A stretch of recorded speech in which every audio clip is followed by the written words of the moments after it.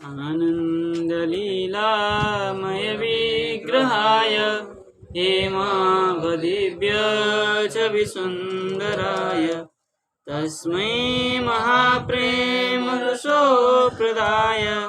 चैतन्यचन्द्राय नमो नमस्ते। तो हम संदर्भ में विचार कर रहे थे कि भगवान के जो गुण है वो कैसे है, चिंतयितुम अशक्य, हाँ अचिंत्य है। अब उसी अचिंत्य में भगवान की सृष्टि भी कैसा है, जैसे भगवान के गुण अचिंत्य है ऐसे भगवान की सृष्टि भी अचिंत्य है। उसी में प्रमाण दे रहे हैं कि न तस्य कार्यं करणं च विद्यते न तत्समश्चाभ्यधिकश्च दृश्यते परास्य शक्ति विविधैव श्रूयते स्वाभाविकी ज्ञान बल क्रिया च। ये उपनिषद की वाक्य है। श्वेतासत्र उपनिषद में 6वां अध्याय में 8वां श्लोक है। कह रहे हैं न तस्य कार्यं करणं च विद्यते, तस्य कार्य करणं न विद्यते, उसका जो कार्य और करण मतलब हेतु, उसका कार्य और करण जो हेतु है वो भी क्या होता है, न विद्यते। क्या होता है, कहीं विद्यमान नहीं होता, दृश्यमान नहीं होता है। और तत्समश्च और अभ्यधिकश्च न दृश्यते, और उसके समान और उससे कोई अधिक भी संसार में नहीं दिखता है। उसका कार्य के प्रति जो करण हेतु वो भी नहीं दिखता है, और उसके समान और उसके कोई अधिक भी न दृश्यते। बोले क्यों, बोले वो अस्य पराशक्ति विविधैव श्रूयते, उसका जो पराशक्ति है वो कैसे है, बहुत है। क्या है उसकी पराशक्ति, विविध है, अनेक प्रकार के है, इसीलिए वो उसके कार्य और करण नहीं पता चलता है। बोले क्या क्या है उनकी शक्ति, बोले स्वाभाविकी ज्ञान बल क्रिया। स्वाभाविकी ज्ञान, स्वाभाविकी बल, स्वाभाविकी क्रिया होने से इस प्रकार विविधा क्या है, शक्ति पराशक्ति होने से उसके समान उससे अधिक और उसका कार्य करना न विद्यते न दृश्यते, है ना। हाँ देखिए, हम कोई कार्य करते हैं तो क्या करना पड़ता है, हमें बहुत प्रयास करना पड़ता है, परिश्रम करना पड़ता है, और वो क्या करता है, ये हो जाए, हो गया। इसलिए हमारा कार्य क्या होता है, दिखता है, क्योंकि हम बहु प्रयास से कार्य करते हैं। एक पुस्तक को वहां से वहां उठा के लाने पर भी हमें क्या करना पड़ता है, शक्ति लगाना पड़ता है, ताकत लगाना पड़ता है, तभी हम वहां से यहाँ उठा के लाते हैं। और उनको वो पुस्तक यहाँ चाहिए तो हो गया, यहाँ पहुंच गया। हाँ, इसलिए स्वाभाविक है वो, इसलिए वो कहीं उसका कार्य करण कहीं न विद्यते, और उससे अधिक तो कोई हो ही नहीं सकता है भाई, क्योंकि जितना कुछ बनाया उसने ही बनाया है, तो उससे जो कोई बनाता है उससे अधिक तो कोई नहीं बना के रखता है ना भाई। मेरे बुद्धि में जितना है, क्या मेरे बुद्धि से अधिक मैं आपको दे सकता हूं, नहीं दे सकता हूं ना, तो मेरे से अधिक तो कोई हो ही नहीं सकता है ना। तो उसने, उसके पास जितना था उसने बना दिया, क्या उससे अधिक और कोई हो सकता है, ना उसके समान कोई हो सकता है, ना कोई उससे अधिक हो सकता है। इसलिए उस कैसा है, उसके समान और उससे अधिक भी कोई संसार में नहीं दिखता है। उसका कारण बोले वो स्वाभाविक ज्ञान बल क्रिया, तो उनका जो ज्ञान बल और क्रिया जो है स्वाभाविक होने से संसार में ऐसा नहीं हो पाता है। ठीक है। अब कह रहे मायन्तु प्रकृतिम विद्यान मायिनन्तु महेश्वरम, ये भी श्वेतासत्र उपनिषद का ही है। फिर कह रहे हैं माया, माया कैसी है, बोले प्रकृति का ही क्या है, मायन्तु प्रकृतिम विद्या, प्रकृति का जो विद्या है, जो ज्ञान है, वो किसका है, माया, माया की है। और माया किसकी है, महेश्वर की है। माया जो है महेश्वर मतलब ईश्वर की है। माया ईश्वर की है और माया से ही प्रकृति उत्पन्न हुई है। तो ये प्रकृति जो है किसके अधीन है? माया के अधीन है। और वो माया किसके अधीन है? ईश्वर के अधीन है। तो प्रकृति भी तो ईश्वर के अधीन हो गया, प्रकृति भी जो ईश्वर के अधीन ही है। इसलिए कह रहे हैं यदि एवं योजना सर्वेषां भावानां पावकस्य उष्णता शक्तिवद अचिंत्य क्या है अचिंत्य ज्ञान गोचरा शक्तयो सन्त्येव। यदि इसी प्रकार योजना से सर्वेषां भावानां जितना भी भाव पदार्थ है, कितना भाव पदार्थ था? हाँ कितना? 6 भाव पदार्थ कितना है? 6 भाव है ना, 6 है। 6 ठीक है ना, भाव पदार्थ 6 है। जितना भी संसार में पदार्थ है वो 6 पदार्थ में आ जाता है, वो सब भाव पदार्थ है।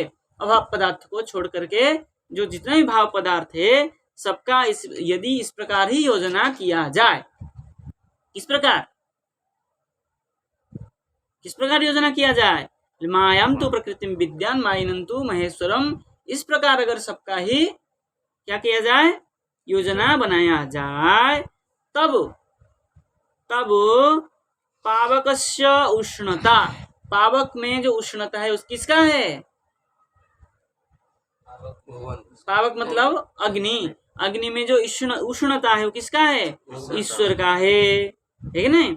शक्तिवत अचिंत्य, जैसे पावक में अग्नि ईश्वर का ही शक्ति है, इस प्रकार वो दिखता तो है नहीं, इसलिए वो कैसे है? अचिंत्य। अचिंत्य ज्ञान गोचरा है, अचिंत्य ज्ञान से ही गोचर है। कोई ये नहीं कह सकता है मैं देखा हूं ईश्वर ने अग्नि को ये उष्णता शक्ति दिया। अब देखे है? किसी ने तो देखा नहीं है। कहीं पढ़े आपने कि उसने देखा था पावक को ईश्वर ने शक्ति देते हुए? इसलिए वो कैसे है? अचिंत्य है, ठीक है ना। गोचरा सत्य संत्येव। बोले ब्रह्मणः पुनः ताः, ब्रह्मणः जो ईश्वर है, पुनः ता स्वभावपूता, ताः जो क्या है? पावकादि जितना भी है सब कैसे है?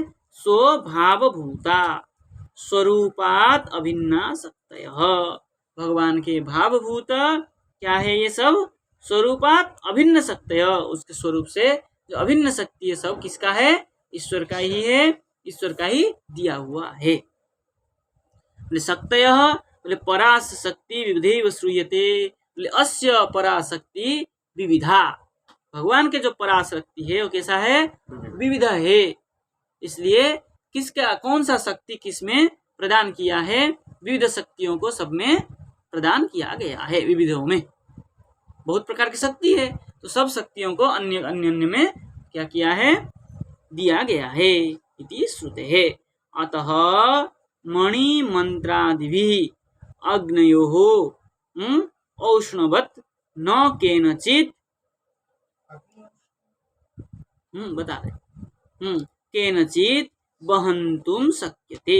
देखिए, अतः मणि मंत्रादि भी, मणि और मंत्रादि में, और अग्नि औष्णवत, अग्नि में जैसे उष्णता है ऐसे मंत्र और मणि में भी जो क्या है? शक्ति है। केनचित शक्ति, कोई भी जो शक्ति है क्या है?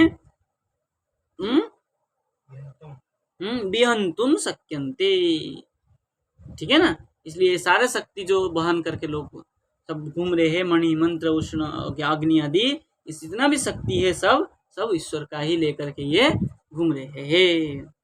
अतएव तस्य निरंकुशम ऐश्वर्यम, इसलिए जो उनकी शक्ति है वो कैसा है?